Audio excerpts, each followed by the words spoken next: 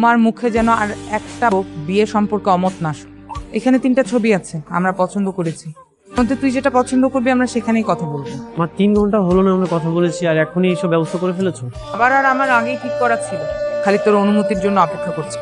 আচ্ছা, যেটা ভালো মনে করো সেটাই করো, বেশি আয়োজন করার কোনো দরকার নেই। যেহেতু একটা বউকে নিয়ে আসবো, আশেপাশে কেউ শুনলে হাসাহাসি করতে পারে।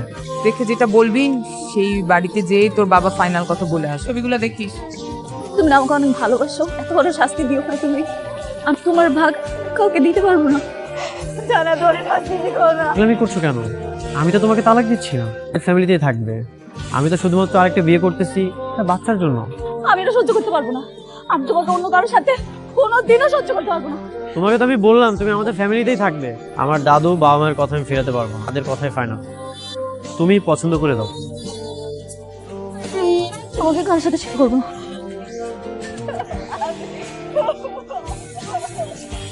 দাদু বসেন। এখন বসুন।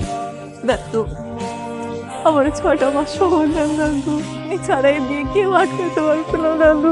কে ছাড়া থাকবে কেন?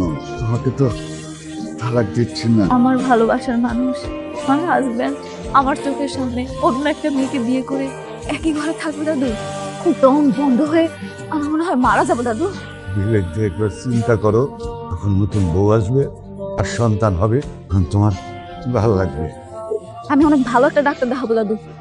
বংশের বাতি আমি জ্বালাবো দাদু। আমার সময় দেন দাদু। ওকে তো আর সময় দেওয়া যাবে না, ওদেরকে কথা দিয়ে দিয়েছি আগামী পরশুদিন মানে শুক্রবার দিনই বিয়ে। দাদু তো অসুস্থ, এখানে এসে বিরক্ত কেন করছো? মানতে পারছি না, আমাকে একটা সতীনের সাথে থাকতে হবে। বারবার একই কথা। আমি তোমাকে কতবার বোঝাবো একটা বিয়ে করতেছি, কিন্তু এর মানে তো এই না যে তোমাকে আমি পর করে দিচ্ছি। তুমি এই বাসাতে থাকো। নতুন বউ ঘরে আসলে আগের বউ এমনিতেই পর হয়ে যায়। আমার কপালে কি হবে? কিন্তু খাট নিয়ে কি করবে? আমাদের তো খাট আছে, তাই হ্যাঁ, খাট আছে তো, কিন্তু এখন থেকে সেখানে আমার নতুন ওয়াইফ থাকবে। তোমাকে খাট কিনে দিচ্ছি, তুমি অন্য একটা রুমে থাকবে। আরে আমার বিছানা অন্য মেয়ে ঘুমাবে। তোর একটা বিয়ে আমি করতেছি, দুজনকে রাখতে পারবো না, এই জন্য তোমাকে অন্য রুমে থাকতে হবে। আমি তাহলে কই থাকবো? দক্ষিণ পাশে যে রুমটা আছে সেখানেই থাকবে। এই বলে দুধের বাসে। সমস্যা আসলেন না যে একটা নতুন বিয়ে করবো, নতুন বউ আসবে বেডরুম থেকে বাইরে আর নতুন বউ ভিতর। আমি কাউকে ডিভোর্স দিতেছি তো আমাদের বাসাতেই থাকবে। অনেকে তো তালাক দিয়ে তারপর নতুন একটা বিয়ে করে, আমি তো সেটা করতেছি না। সত্যি আমার অনেক বড় উপকার করেছো, বড় দয়া করবে সেটা আমি বুঝতে পারিনি। কি চাও না আমি বাবা হই, আমার একটা সন্তান থাকুক? সে নিয়ে আর কোনো কথাই বলতে চাচ্ছি। আপনি না ওরা ডিভোর্স দিয়ে দেন, আপনি একটা বিয়ে করে ফেলেন, ও সুখে থাকুক আপনিও সুখে থাকেন। হ্যাঁ তাই তো। আমাকে তোমার পছন্দ হয়েছে? পছন্দ না হলে কি বিয়ে করি? কেউ মেবি নক করছে, আমি একটু যেয়ে দেখে আসি। হ্যাঁ রিক্তা, তুমি? তোমার যদি কিছু লাগে দেখতে এসেছিলাম। কিছু লাগলে তো আমি চেয়ে নিবো। এখানে দাঁড়িয়ে আছো কেন? যাও নিজের রুমে যে ঘুমো। তুই নতুন বউকে বাসর ঘরে রেখে বাইরে কি করছিস পুরনো বউর সাথে? এমন কিছু না, রিক্তা নক করলো এই জন্য বের হলাম। কি বুদ্ধি শুদ্ধি কিচ্ছু নাই? তুমি আর বর নতুন বউ নিয়ে বাসর করছে, আচ্ছা তুমি ওকে কেন বিরক্ত করছো? যাও নিজের রুমে যে ঘুমিয়ে পড়ো। নতুন বউকে সময় দে, বলতে না পারে বিবাহিত লোককে বিয়ে করে আমি ভুল করি। তুমিও তোমার ঘরে যাও, তাকে ওখানে বসতে বলিনি, ওটা নতুন বৌমাকে দাও। আমি তো সবসময় এই চেয়ারেই বসি। এটা বসলে কি আপনার নতুন বউয়ের অসম্মান হবে? সামান্য নাস্তাটুকু কি আমি আমার স্বামীর পাশে বসে করতে পারবো না? তর্ক করছি না, যা সত্যি তাই বলছি। বউ আসার পর থেকে আপনি আমাকে সহ্যই করতে পারছেন না। সাথে রাগ নিয়ে কথা বলছো কেন? তোর লাইফে পেয়েই তো এই অবস্থা, কেমন সাপের মতো ফোঁস করে উঠলো। আপনার চোখের সামনে যখন আপনার স্বামী অন্য একটা মেয়েকে বিয়ে করে ঘুরবে ফিরবে খাবে, আপনার কি ভালো লাগবে? সহ্য করতে পারবেন তো? তাই বেয়াদব বে, একদম চুপ থাকো। আপনি সব নষ্টের করা। আপনার জন্যই না কি আমার সতীনের ঘর করতে হচ্ছে। সবার সামনে দাঁড়িয়ে উচ্চস্বরে কথা বল, পাগল হয়ে গেছো তুমি?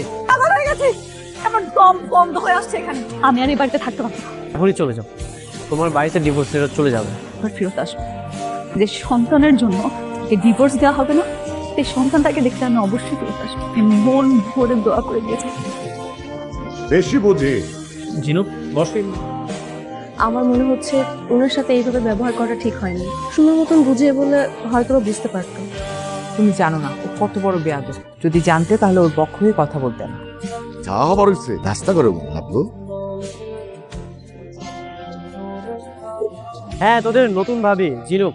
বিয়েতে তো দাওয়াত দিলি না, বাচ্চা কাচ্চা বলে যেন খবর পাই।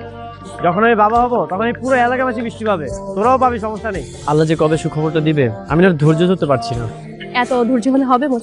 মাত্র তো 2 মাস হয়েছে বিয়ে, মাস যাক তারপর দেখা যাবে। রাখবো, হরমোন ঠিকভাবে খাচ্ছ তো? আমি ঠিকঠাক মতো টেক কেয়ার করছি। কি খাবে বল?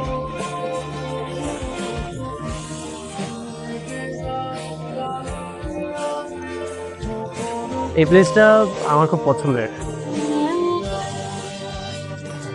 চিনু, রিক্তা। তুমি এখানে কি করতেছো? না বললাম পাশে হোটেলে বসতে। আর একটা বিয়ে করেছে। দেখে তো তাই মনে হচ্ছে। পরিবেশটা না সুন্দর ছিল না, এই পরিবেশটা সুন্দর, তাই ভাবলাম এখানে এসে একটু বসি। আমার পরিবেশ চিনাও, তখন দুটো দিব না, তখন পরিবেশ পরিষ্কার হয়ে দেবো। কি হলো? দেখেছো ওর হাজবেন্ডে কেমন, কত বাজে বিহেভ করলো। একটা ডিভোর্সি মেয়ের কপালে এর থেকে ভালো হাজবেন্ড কিভাবে চলে? আলোচনা জেনে শুনে কখনো ডিভোর্সি মেয়েকে বিয়ে করতে চান না। সবাইকে এক নাকি করতেও পারে। সংখ্যা খুবই কম। আপনি আমাকে ডিভোর্স দিবেন? আমার সাথে ঠিক এমনই হবে। তোমাকে কেন ডিভোর্স দিব? মুখে যা আসছে তাই বল। তো সন্তান দরকার, সন্তান না হলে তো আমাকে ডিভোর্স দিয়ে দেবেন। আমার কাছে তো ভালোবাসার কোনো মূল্য না। বৌমা তো বাথরুমে এখনো বের হয়নি। বমি করলে বাচ্চা হয়ে যায় না। আরে আজকে সারাদিনে ওকে 3বার বমি করতে দেখেছি না। তুই চুপ থাক, তুই বুঝবি না, খুব খুশি লাগতেছে। একটা পজিটিভ রেজাল্ট আসুক, তারপর আমি মিষ্টি নিয়ে আসবো। কি পজিটিভ তাই না? নেগেটিভ বাবা, ঠিক মতো টেস্ট করেছো তো মা? জি মা, আমি তো ঠিক মতো টেস্ট করে নিয়ে আসলাম। 6 মাস হয়ে গেল, এখনো কোনো পজিটিভ রেজাল্ট আসলো না। ওরা কপাল, মানে বংশের প্রতি দেখে যেতে পারবো না। 6 মাস হলো, সময় দাও, তুমি বংশের প্রদীপ অবশ্যই দেখতে পারবে। আমি ভালো আছি, আপনি কেমন আছেন? মোটামুটি। আচ্ছা, ওই দিন আপনাকে রেস্টুরেন্টে দেখেছিলাম, বলার আগেই তো আপনার হাজবেন্ড এসে আপনাকে নিয়ে চলে গেল, কোনো কথাই বলা হলো না। আমার কথা বাদ দেন, আপনার তো বলেন সুখবরটা কবে পাচ্ছি? এখনো হয়নি।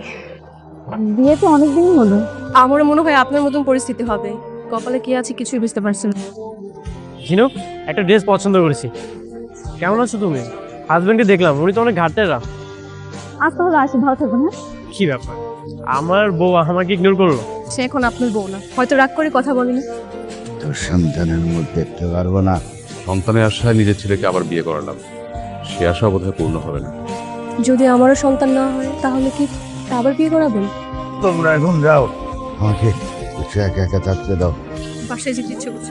তুমি শুধু শুধু ভয় পাচ্ছ। ডক্টর তো রিপোর্ট দেখে আগামীকাল সবকিছু জানাবে। ডাক্তার যদি বলে আমার কখনো বাচ্চা হবে না, কোনো মা হতে পারবো না, তাহলে তোমাকে বাসা থেকে তাড়িয়ে দিবেন? ডক্টর ওষুধপত্র দিলে সবকিছু ঠিক হয়ে যাবে।